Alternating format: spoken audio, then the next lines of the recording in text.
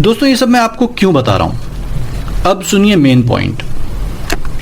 Big bang तो आपने सुना ही होगा कि एक बहुत बड़ा धमाका हुआ, एक्सप्लोजन हुआ और ये सारा कुछ वजूद में आ गया जिसके बारे में हम ऊपर बात कर रहे थे, यानी ये हमारी इस बहुत छोटी सी दुनिया से लेकर सुपर क्लस्टर तक ना सिर्फ वजूद में आया बल्कि हर एक अपनी अपनी जगह फिट हो गया, अपने अपने रास्ते पर अपनी अपनी स्पीड से चलने लगा, घूमने लगा। कुछ लोग कहते हैं कि ये धमाका भी खुद से हो गया और ये सब जो हमने ऊपर जाना ये सब भी खुद से ही हो रहा है, यानी सब कुछ चल रहा है अपने हिसाब से। अगर ये सब खुद से हो गया तो फिर आपको इस पर भी यकीन आ जाना चाहिए कि अगर कल हमारे घर से 1000 किलोमीटर दूर किसी बड़े मॉल में, किसी बड़े सुपर स्टोर में बड़ा धमाका हो जाए तो उस मॉल में जो कुछ चीज़ें हैं वो सब आसपास और दूर दराज के घरों में बराबर पहुंच जानी चाहिए। एक बोरी चावल पप्पू भाई के घर, 2 गोनी गेहूं बबली बाजी के वहाँ, 5 किलो शक्कर जुम्मन चाचा की चाय की दुकान पर, मुन्नी के लिए बारबी डॉल का पूरा सेट, और आपका घर जो कि मॉल से 1000 किलोमीटर दूर है, भला आप क्यों महरूम रहें? आपके घर के लिए भी 10 किलो का देसी घी का डब्बा जो है बहुत तेज़ी से उड़ा और उड़कर जो है वो आपके खिड़की से सीधा किचन टेबल पर लैंड कर गया। मतलब कि पूरे मॉल में ब्लास्ट भी हो जाए और उसकी एक एक चीज़ बराबर अपनी अपनी जगह आराम से पहुंच जाए। अगर ये सुनना आपको फनी लग रहा है तो यकीनन बिग बैंग और उसके बाद होने वाले सारा अमल अगर कोई कहे कि खुद ब खुद हो गया तो ये इससे भी ज़्यादा फनी है। नहीं दोस्तों, ये खुद से नहीं हो रहा है, इसको एक बहुत बड़ी हस्ती चला रही है और उसको हम रब कहते हैं, अल्लाह कहते हैं। आपका और मेरा पैदा करने वाला, हमारा और सारी कायनात का खालिक और मालिक। कुदरत की मिसाल नंबर 4 जो इसी से रिलेटेड है। दोस्तों बचपन में अगर हमको कोई मैग्नेट मिल जाता था, मैग्नेट मतलब बच्चों की ज़बान में चुम्बक और उर्दू में मकनातीस, तो हमको जब भी कोई चुम्बक मिलता था तो हम कोई भी पिन या छोटा मोटा लोहे का सिक्का जो भी मिल जाता उसे लेते और चुम्बक को आहिस्ते आहिस्ते उससे करीब ले जाते थे और करीब ले जाकर देखते थे कि कितनी दूर से ये चुम्बक उस पिन को अपनी तरफ खींचता है और पिन जाकर उससे चिपक जाती है। चिपकना किस वजह से था? इसको बोलते हैं इलेक्ट्रोमैग्नेटिक फोर्स।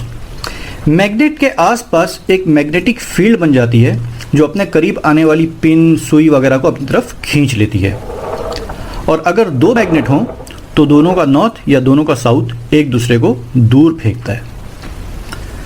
जापान में एक सुपर फास्ट ट्रेन है, बहुत फास्ट चलती है बोलना शायद ठीक नहीं होगा, बल्कि एक तरह से हवा में तैरती है क्योंकि वो ट्रेन अपनी ट्रैक से 15 mm ऊपर हवा में होती है। इलेक्ट्रोमैग्नेटिक फोर्स का इस्तेमाल किया जाता है।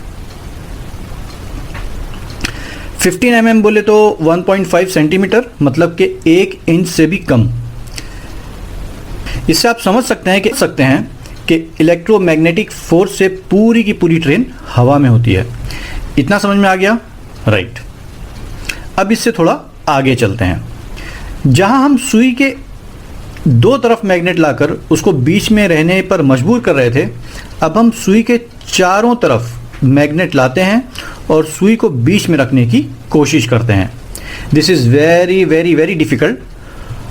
और मान लीजिए कि इसमें भी सक्सेस हो भी गए तो अब हम ऊपर नीचे से और 2 मैग्नेट लाकर सुई को बिल्कुल बीच में हैंग कर देते हैं। दोस्तों ये कितना मुश्किल है ये तो जब ही पता चलेगा जब आप इसको करेंगे। अब मैं आपसे कहूँ कि इस सुई की जगह एक बड़ा मैग्नेट रखकर इस एक्सपेरिमेंट को करिए तो ये और भी मुश्किल हो जाएगा। अब आते हैं मेन पॉइंट की तरफ। इस कायनात में जितने सितारे, सैयारे, प्लैनेट चल रहे हैं, इन सब की एक ख़ास मैग्नेटिक फील्ड है।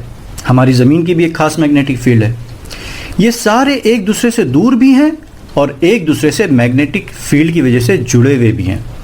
मतलब कि जो हमारी गैलेक्सी है, मिल्की वे है, जिसमें लाखों सितारे, सैयारे हैं, ये सब अपनी अपनी जगह पर हैं, चल भी रहे हैं, घूम भी रहे हैं, हजारों लाखों साल से ये सब बराबर बराबर अपनी जगह पर हैं। तो सवाल उठता है वो कौन है जिसने इनको बराबर इतने डिस्टेंस से रखा है कि ना तो ये एक दूसरे से दूर भाग सकते हैं, ना ये एक दूसरे से टकराकर ख़त्म हो जाते हैं। वो कौन है जिसको पता है कि किस प्लैनेट को कितना बड़ा बनाना है और किस में कितनी पावर की मैग्नेटिक फील्ड रखनी है। वो कौन है जिसको पता है कि किसी भी प्लैनेट को घुमाकर कितने पावर का सेंट्रीफ्यूगल फोर्स क्रिएट करना है कि सब कुछ अंडर कंट्रोल भी रहे, एक दूसरे से भागे ना। इसने एक एक प्लैनेट को, एक एक सितारे सैयारे को एक ट्रैक दिया है कि तुमको इस ट्रैक पे चलना है और तुमको उस ट्रैक पे चलना है।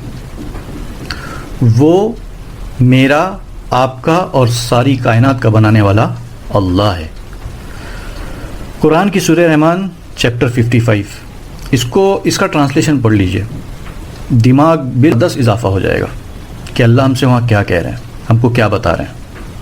अगर अल्लाह की कुदरत पर हम गौर करने बैठे हैं तो कैलकुलेटर, कंप्यूटर सब फेल होने लगता है।